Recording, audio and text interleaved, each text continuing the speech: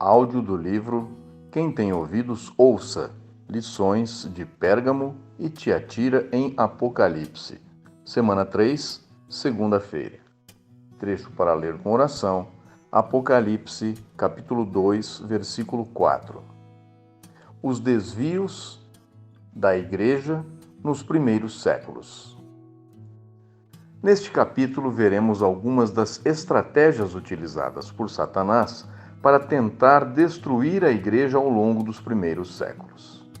Identificaremos algumas das heresias que surgiram a partir do final do primeiro até o quarto séculos para solapar a base da nossa fé, resultando na grave degradação da Igreja por sua união com o mundo e a política. No entanto, em meio à descrição das heresias, teremos a oportunidade de ver as verdades que desfarão toda a cortina de fumaça dos desvios que elas geraram. Também teremos mais clareza da verdade acerca da Trindade Divina. As estratégias de Satanás contra a Igreja, de Éfeso a Pérgamo. Graças ao Senhor, ainda que a condição de Pérgamo represente um período de profunda degradação da Igreja, há vencedores nela. Nesse sentido, é importante ver nas cartas às 7 igrejas em Apocalipse as estratégias de Satanás contra a Igreja. Ele quer destruir a Igreja porque sabe que as portas do Hades não prevalecerão contra a Igreja edificada. Entretanto, nosso amado Senhor Jesus é o sumo sacerdote que anda no meio dos candelabros de ouro, cuidando das igrejas, e não permitirá que elas sejam destruídas. Verifique Apocalipse 1:13.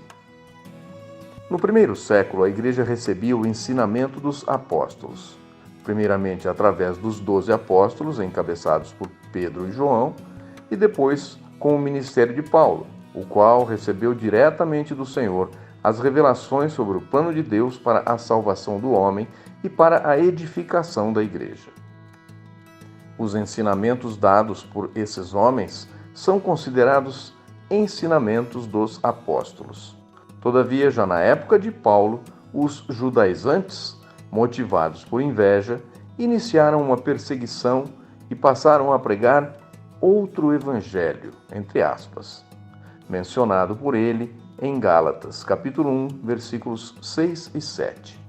Esse assim chamado outro evangelho abriu um precedente para a Igreja de que poderia haver mais do que uma palavra profética.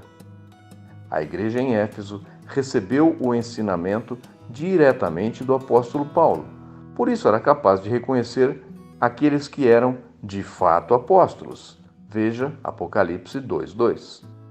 Podemos dizer que os efésios eram fiéis ao ensinamento dos apóstolos, porém não basta ter o conteúdo correto. É preciso também ter o espírito correto. Os irmãos em Éfeso tinham o conteúdo correto, mas lidavam com esse conteúdo de forma legalista e judicial, o que ocasionou a perda do seu primeiro amor para com o Senhor. A palavra profética vem para transmitir o que o Espírito diz às igrejas de maneira viva e atual. Todavia, só iremos receber essa maneira viva e atual se estivermos no Espírito em obediência e simplicidade.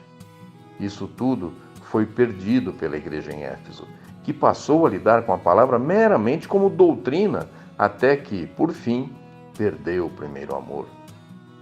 Com a igreja em Esmirna, a estratégia de Satanás mudou. Ele perseguiu a igreja de modo muito severo, começando com o imperador Nero. Com as perseguições, Satanás visava exterminar a igreja da face da terra. Nessa época, o Império Romano tinha a religião pagã politeísta como oficial, pelo que tentaram eliminar o cristianismo. Entretanto, quanto mais perseguiam a igreja, mais ela crescia. Após a igreja em Esmirna, temos a igreja em Pérgamo, uma época em que, por não haver mais perseguição, houve um relaxamento por parte da igreja. Durante esse período, o cristianismo se tornou bem aceito pela liderança romana, e isso fez com que os homens passassem a amar a posição, os cargos. Depois do ministério ulterior do apóstolo João, não vimos mais apóstolos que traziam a palavra profética para a igreja. Com isso, a autoridade dos bispos começou a se fortalecer, de maneira que o episcopado na igreja passou a assumir o papel do apostolado.